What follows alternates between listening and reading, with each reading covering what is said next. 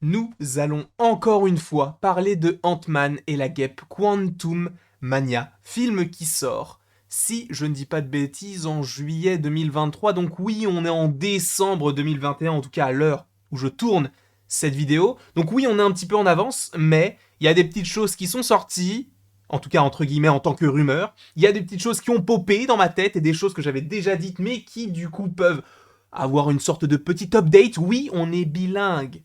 Massachusetts, c'est tout ce que je dirais. En tout cas, j'espère que tu vas bien, j'espère que tu as passé une bonne journée, une bonne soirée. Peu importe, tout ce que je veux, c'est que tu te portes à merveille. C'est mon souhait. Ce serait mon cadeau de Noël, vraiment. Avant l'heure, mais ce serait quand même mon cadeau. Donc n'hésite pas tout de suite en commentaire pour le référencement de me dire si tu vas bien. Moi, ça me plairait de savoir si tu vas bien et en espérant évidemment que tu ailles bien. C'est dommage qu'en vidéo, comme ça, on puisse pas proposer des sondages. Avant, on pouvait le faire, je crois. Maintenant, on peut plus. En tout cas, je m'en fous. Aujourd'hui, comme je te l'ai dit en préambule, nous allons parler d'Ant-Man et la guêpe Quantum Mania, donc le troisième film des aventures solo, entre guillemets, ou plutôt duo, avec Ant-Man et la guêpe, pour le coup. Mais quels seront les méchants du film? Que pourrions-nous revoir, voir ou découvrir dans ce film-là? C'est pourquoi, vu que l'on va évoquer toutes ces théories, ces différentes rumeurs qui sont sorties ces derniers jours, eh bien, si tu ne veux rien savoir par rapport à ce dit film, quitte la vidéo. Mais maintenant, genre maintenant. Parce que je vais spoiler à masse. Mais c'est pas français, on va créer une nouvelle expression. À masse, c'est en masse et à fond. J'allais dire à donf, je suis pas un ringard, enfin, je suis pas autant un ringard que ça plutôt. Dans ce sens-là, c'est mieux formulé. Mais en tout cas, je suppose que toutes les personnes sont parties. On est entre nous, entre petites personnes qui veulent être spoilées ou qui ont eux-mêmes, enfin plutôt vous-même, vous avez peut-être des idées, donc n'hésitez pas non plus à les mettre en commentaire à la fin de la vidéo pour savoir si vous êtes d'accord avec ce que je vais dire, ou si vous avez d'autres idées, ou si vous n'êtes pas du tout d'accord et que vous n'avez pas d'autres idées. Bref, tout ce que je veux, c'est de la bienveillance. On respecte les avis les uns des autres, que moi, je vous respecte comme vous, vous me respectez, tout simplement. En tout cas, je vous aime. Voilà, c'est tout ce que j'avais à dire. Parlons d'Ant-Man et la guêpe Quantum Mania, donc ce film, je vous l'ai déjà dit, le troisième film des aventures d'Ant-Man. Officiellement, on sait que Jonathan Majors jouera Kang le Conquérant. Une vidéo arrive ou est déjà sortie concernant ce petit bonhomme, sachant qu'elle était quand même pas mal longue, donc si vous l'avez vue ou si vous comptiez la voir, j'espère qu'elle vous plaira et que le temps de la vidéo ne vous dérangera pas trop, mais en tout cas j'ai pas mal de choses à dire, sachant que j'ai tourné juste avant de tourner cette vidéo-là. En tout cas, d'officiel, on a Kang le Conquérant qui sera présent, et pour plus d'informations, je vous renvoie aux autres vidéos qui sont déjà sorties, ou à celle qui est sortie ou qui va sortir. Bref, on a aussi ce petit visuel qui te montre d'autant plus un autre petit visuel donc de Kang avec son petit casque rose et sa peau bleue, etc. à voir, même si sa peau n'est pas vraiment bleue, c'est le casque qui fait ça, mais bref, on verra ce qu'il en sera par rapport à ce personnage, à la fois dans Loki saison 2, mais également dans Ant-Man et la guêpe Quantumania, et peut-être dans un autre film.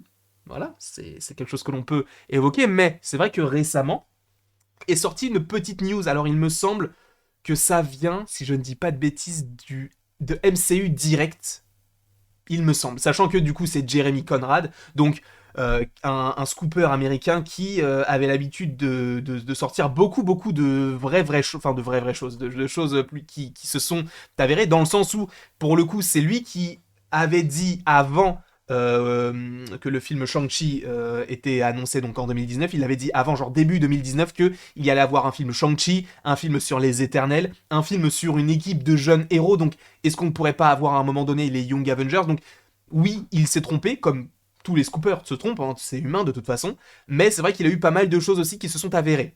Pas tout, mais il est sur un ratio quand même positif. Donc, c'est vrai que récemment, il a déclaré, en tout cas sur son site, normalement, MODOK serait dans le film, et ça on en avait déjà parlé sur la chaîne, puisqu'il y avait déjà une rumeur qui enflait concernant l'apparition de ce petit personnage, joué en plus par Jim Carrey, donc c'est quand même quelque chose d'assez osé de prendre Jim Carrey pour ce rôle-là, même si, en soi, de le prendre, ce ne serait pas non plus illogique, dans le sens où Jim Carrey, c'est, je pense, l'acteur le plus expressif de l'histoire du cinéma, en tout cas de ce que de ce que j'en ressors, en tout cas de ces expressions, parce que en fait il fait beaucoup interagir son visage avec ses différents traits, etc., les sourires, les têtes un petit peu machiavéliques entre guillemets, enfin il arrive à faire en sorte de faire vivre son visage. C'est con à dire, hein, mais Je sais pas si tu vois ce que je veux dire. Mais pour moi, logiquement par rapport à cet acteur-là qui a des expressions faciales que personne ne peut faire, moi je peux faire la bouche en D. Tu le savais pas. Maintenant tu le sais. En tout cas, lui, il sait le faire. Mais pour moi, c'est un très bon choix si c'est avéré qu'il joue MODOK parce que MODOK, c'est une énorme tête. Il a pas vraiment de corps. Enfin, il a un corps, mais il a surtout une énorme tête. Donc, sachant que ça va surtout privilégier ses expressions faciales, pour moi, ce serait logique de prendre Jim Carrey, sachant que la rumeur existe et enfle. Mais c'est pas tout, parce que récemment, donc, comme je te l'ai dit, il y a eu Jeremy Conrad qui a dit que MODOK, donc qui a reconfirmé qui a ressorti cette rumeur en disant que oui, il serait a priori dans le film, mais que ce ne serait pas un petit arc du film, ce serait quand même quelque chose d'assez conséquent. Donc à voir à quel point ça peut être conséquent, mais est-ce que ce serait le grand méchant du film? Je ne sais pas, parce qu'en fait, MODOK, le problème de ce personnage-là, c'est qu'il est extrêmement important, entre guillemets, dans les comics, en tout cas de ce que j'ai pu voir. Il a quand même une influence particulière avec la IM, etc. En plus de ça, tu le vois de plus en plus souvent, que ce soit dans Marvel's Avengers ou même dans sa propre série en stop motion, donc MODOK, qui est disponible sur Disney+. Et ça, je vous le répète, vous faites ce que vous voulez, mais je vous conseille cette série à 100%, qui est drôle, trash. C'est vraiment ce que j'aime voir. C'est totalement différent de ce que fait Marvel. Visuellement, c'est pas... C'est du stop motion, donc moi ça me touche pas particulièrement, mais quand j'ai vu ça, je me suis dit, ah ouais, ils sont très très très forts. Donc honnêtement, je vous conseille de foncer vers cette série-là qui est juste incroyable. Mais pour en revenir donc au MCU, ce personnage-là revient de plus en plus sur les autres médias, donc ça ne me choquerait pas du tout qu'il arrive dans le MCU, mais dans un film Ant-Man et la Guêpe, bah tu te dis que déjà qu'il y a Kang, après, à voir quelle pourrait être l'influence de ce perso, mais à mon avis, il devrait être quand même plutôt intéressant et important dans le film, puisqu'il a quand même été annoncé 3 ans avant la sortie. Ça m'étonnerait qu'il te tease un personnage comme lui, comme Kang, avec une toute petite apparition. Après, c'est tout à fait possible, hein, mais c'est vrai que peut-être qu'ils vont se partager aussi le rôle, dans le sens où peut-être que tu auras Kang et MODOK qui seront deux menaces, mais Kang, je pense qu'encore une fois, on le reverra après Ant-Man et la Guêpe Quantumania, mais c'est vrai que celui-ci peut faire un one-shot, parce que c'est vrai que des personnages aussi emblématiques que celui-ci dans les comics, dans les films, ils ne peuvent faire qu'un seul film. Je pense par exemple au mandarin, Wenwu, qui n'a fait qu'un seul film, il n'a fait que Shang-Chi, même si je pense qu'on pourrait le revoir dans Shang-Chi 2 avec des flashbacks, mais ça ce n'est pas le sujet. Mais en tout cas, MODOK, pour le coup, je trouve que ce serait une très très bonne idée, et encore une fois, pour vous rappeler la rumeur, ce serait en gros qu'il aurait un impact très particulier sur le film, voire limite, si ce n'est le méchant principal du film. C'est voilà, c'est comme ça que je l'interprète. C'est pas comme ça que ça a été écrit, c'est plus une interprétation de ma part. Mais moi, c'est comme ça que je le vois. Donc après, libre à interprétation, c'est comme vous voulez. Ensuite, là, on va parler de Loki. Mais pas en rapport avec Kang, parce qu'on avait déjà parlé de Kang, ou pas, hein, tout dépend de l'heure à laquelle sort cette vidéo, mais j'avais déjà parlé de Kang, mais plusieurs fois, liant du coup Loki et Ant-Man et la Guêpe, Quantumania. Cependant, pour Loki, il y a un autre méchant qui a été entre guillemets teasé, mais on y reviendra un petit peu plus tard. Enfin, je vais aller dans l'autre sens. Puisque, en fait, il y a des rumeurs par rapport à Ant-Man et la Guêpe Quantumania, comme quoi il y aurait le retour d'un personnage qu'on a vu une seule fois dans le MCU. Et ce n'est autre que Yellow Jacket, qui pourrait, pour le coup, revenir dans le Marvel Cinematic Universe. Alors à voir, parce que maintenant, avec les variants, t'as une multitude de personnages. Donc c'est un petit peu étrange de se dire, est-ce qu'il va revenir, est-ce qu'il est mort ou pas, sachant que du coup, pour l'occasion, je me suis refait Ant-Man, et c'est vrai qu'à la fin, j'arrive pas vraiment à savoir s'il est mort ou pas, parce que tu vois qu'il se contorsionne, tu vois qu'il se réduit et tout, mais j'ai plus l'impression que il réduit, en fait son corps réduit, comme si, enfin je saurais pas comment le prendre, mais pour moi c'est comme s'il était réduit à une échelle subatomique, alors peut-être qu'il est totalement mort, mais pour moi il est vraiment réduit à une toute petite échelle, une échelle que l'on aperçoit dans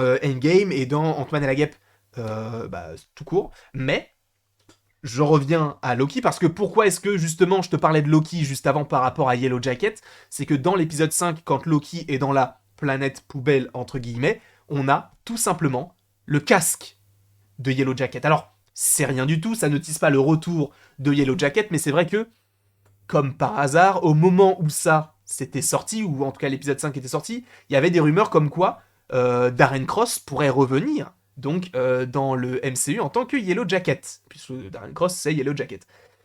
Donc voilà, tu te dis, Yellow Jacket qui revient, en plus de ça, dans Loki, t'as son casque, même si ce n'est qu'un easter egg, hein, c'est comme l'hélicoptère Thanos, ça veut pas dire que Thanos va revenir, même si je pense qu'il pourrait revenir dans Eternals 2, mais d'une autre façon, enfin bref. En tout cas, t'as pas mal de choses qui s'agencent par rapport au retour de Yellow Jacket qui selon moi n'a pas été tué, mais réduit à une échelle subatomique, et peut-être qu'il est coincé donc dans le Quantum Realm, donc le monde quantique. Monde quantique que l'on a d'autant plus découvert dans Ant-Man et la Guêpe, tout simple, donc en 2018. Mais moi, il y a quelque chose qui m'intrigue beaucoup. Et ça, c'est vrai qu'on en a peu parlé sur la chaîne parce qu'on évoque très peu le monde quantique. En tout cas, on l'évoque plus parce qu'on l'évoquait pas mal par rapport à Avengers Endgame, notamment, puisque c'est notamment grâce à ça qu'ils ont pu retourner dans le temps, etc. Mais par rapport à ces deux petits personnages, moi, il y a quelque chose qui m'intrigue beaucoup, c'est cette scène-là. Hop là, et je crois que je me suis trompé, puisque ça ne clique pas. Bah alors, je vais mettre ça, tout simplement. Voilà. Dans le monde quantique, vous voyez en dessous, juste en dessous de moi là, juste ici là, il y a une ville. Ça veut dire qu'il y a bien des gens qui habitent dans le monde quantique, ou en tout cas il y a une civilisation, il y a des choses qui existent, il y a des gens qui vivent là-dedans. Puisque tu vois une sorte de ville avec des bâtiments et tout. Alors après, à voir, est-ce que c'est une bulle dans laquelle en fait c'est une sorte de portail dans lequel tu peux aller dans un autre monde et tout? Ça m'étonnerait beaucoup, parce que si on estime que Janet est là depuis 30 ans, et que nous, pour la première fois on voit ça, on voit la ville, à mon avis, en 30 ans, elle a vu la ville. Hein. Donc, à mon avis, c'est pas une ville qui va lui permettre de ressortir du monde quantique, sachant que la première fois qu'elle ressort du monde quantique, c'est dans Ant-Man et la Guêpe. Donc, pour moi, tout ce qui est dans le monde quantique, pour le coup, que l'on voit, c'est tout simplement dans le monde quantique. Donc, cette ville-là fait partie, selon moi, du monde quantique. Donc, ça veut dire qu'il y a bien des gens qui y habitent. Donc, sachant que Janet a survécu pendant 30 ans, et que la fin de Yellow Jacket est un petit peu ambiguë, dans le sens où on ne sait pas s'il est mort, s'il se contorsionne, ou alors s'il est juste réduit, parce qu'à la fin, il devient juste une toute petite, comme une petite étincelle, entre guillemets. C'est très étrange. Donc, ce que j'estime, c'est que peut-être que Yellow Jacket est bien coincé dans le monde quantique, et quantique, il y a Quantu, puisque, enfin, Quant plutôt, Quant, et Quantum Mania. On sait qu'on va aller dans le monde quantique avec Ant-Man 3, mais, sachant qu'il y avait des rumeurs comme quoi Yellow Jacket pourrait revenir, pour moi, ça ne serait pas du tout illogique que l'on revoie réellement Yellow Jacket dans ce dit film. En tout cas, j'espère que vous avez apprécié cette petite vidéo, évidemment prendre avec des pincettes dans le sens où ce sont des théories, et évidemment, comme je te l'ai dit en début de vidéo, n'hésite pas à me mettre ce que tu en as pensé de ces différentes théories par rapport, que ce soit à MODOK, que ce soit à Kang, que ce soit également par rapport à Yellow Jacket, n'hésite pas, ou même au monde quantique. Dis-moi tout ça en commentaire et je me ferai un plaisir de les lire comme je lis tous les commentaires. Attendez, ce n'est pas parce que je ne les lis, c'est pas parce que je n'y réponds pas que je ne les vois pas. Hein. Sinon, j'en publierai pas sur Instagram. Voilà. En tout cas, d'ailleurs, petite promotion. Instagram en description, bien évidemment, Twitch, etc. Mais surtout Instagram et Twitch et Twitter.